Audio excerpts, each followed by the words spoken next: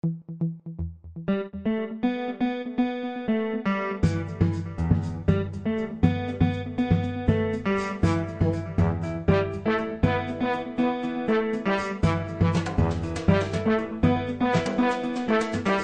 auditrices, auditeurs de la radio des Sans-Voix, bonjour, bonne année, bonne santé, que tous vos rêves se réalisent, Inch'Allah. Nous commençons ce 3e jour de l'année avec l'actualité concernant les événements liés aux droits de l'homme en Algérie.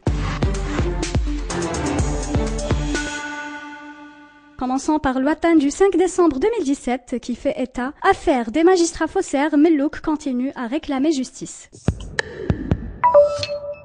Dans l'actualité du 10 décembre 2017, à l'occasion de la Déclaration universelle des droits de l'homme, Liberté précise, les droits de l'homme sont considérés comme des activités subversives et la Ligue algérienne pour la défense des droits de l'homme tire la sonnette d'alarme. Dans le même journal, la situation des droits de l'homme en Algérie débattue à Oran, une véritable réforme de justice, socle de toute démocratie. Djilali Sofiane reçoit les associations des familles de disparus.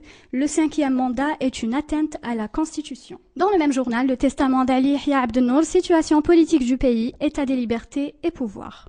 Zehwen Rigi à l'interdiction du 6e forum de Béjaïa appelle à un débat national sur les droits de l'homme. El Watan du 11 décembre 2017 a écrit « Situation des droits de l'homme, la Ligue algérienne pour la défense des droits de l'homme appelle à la levée des restrictions sur les libertés. » Quant à l'expression du 20 décembre 2017, fait état, près de 70 000 sans-papiers algériens attendent leur expulsion d'Europe.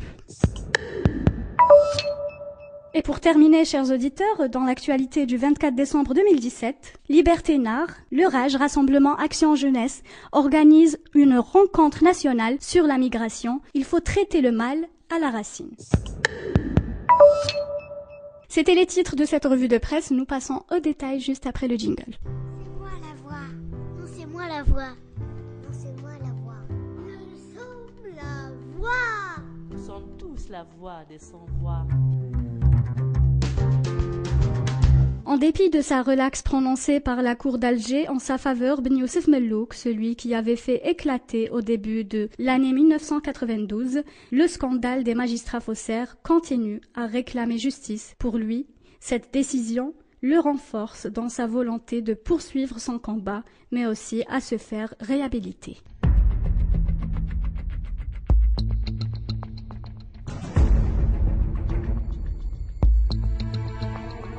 La Ligue algérienne de défense des droits de l'homme LADDH a dans un rapport transmis à Liberté tiré la sonnette d'alarme sur l'état des droits de l'homme en Algérie. Cette organisation a d'emblée relevé le ras-le-bol des populations qui, en 2016, ont exprimé leur désarroi à travers 13 000 actions de contestation alors que des manifestations ont été interdites et d'autres ont été réprimées avec le recours à l'emprisonnement de manifestants. Estimant que les conditions de vie de certaines populations sont misérables, la LADDH a indiqué que la frange des jeunes chômeurs est la plus touchée par la dégradation des conditions socio-économiques suivies des couches moyennes. Pour cette organisation que préside Maître Nordine Ben Saad, cet état de fait est provoqué par le système qui a voulu entretenir l'illusion d'un changement là où la réalité est marquée par la continuité dans la répression, les violations des libertés publiques et des droits de l'homme. Les Algériens et les Algériennes qui revendiquent le respect de leurs droits font l'objet de discrimination et d'arrestation.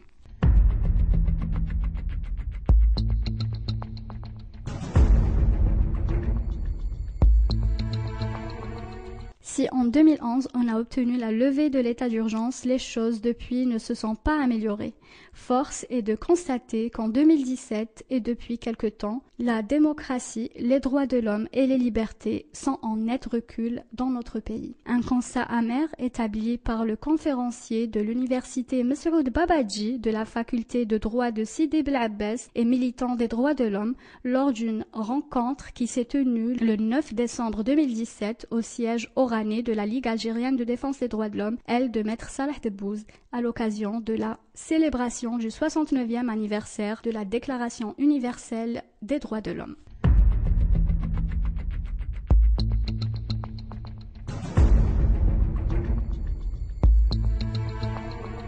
À l'occasion du 69e anniversaire de la Déclaration universelle des droits de l'homme, le conseil scientifique du parti Jil Jadid a organisé une conférence sur le thème « En Algérie de 2017, les Algériens ont-ils le droit d'avoir des droits ?»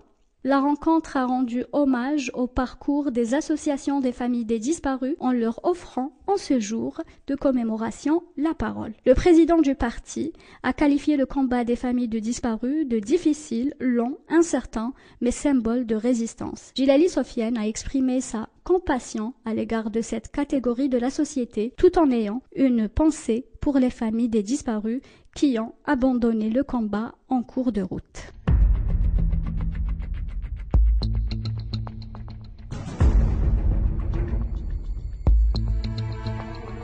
Ni son âge et encore moins toutes ces longues années de combat pour les libertés n'ont eu raison d'Ali Yahya Abdelnour.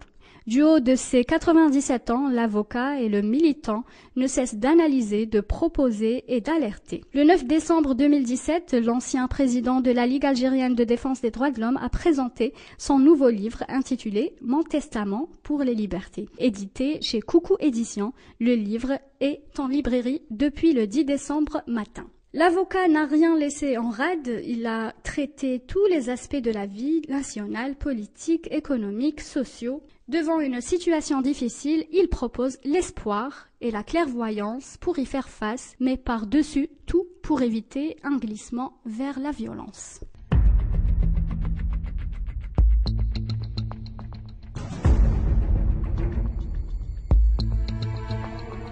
L'Association pour le Rassemblement Action Jeunesse Rage organise un cycle de débats autour du phénomène de la migration dans tous ces États en Algérie dans le sillage de la célébration de la Journée mondiale du migrant coïncidant avec le 18 décembre de chaque année. C'est la fondation méditerranéenne Jnan El Arif, basée à Mostaganem, qui abrite le séminaire qui s'est poursuivi le 24 décembre 2017.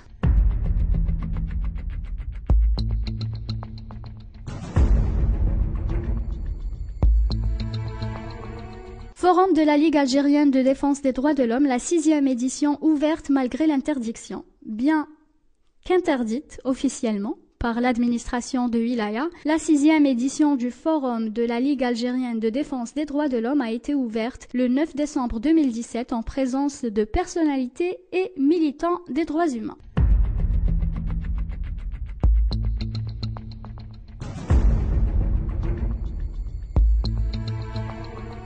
Chers auditeurs, nous arrivons à la fin de cette revue de presse. Je vous remercie pour votre écoute et votre attention. Je vous donne rendez-vous le mois prochain. Au revoir.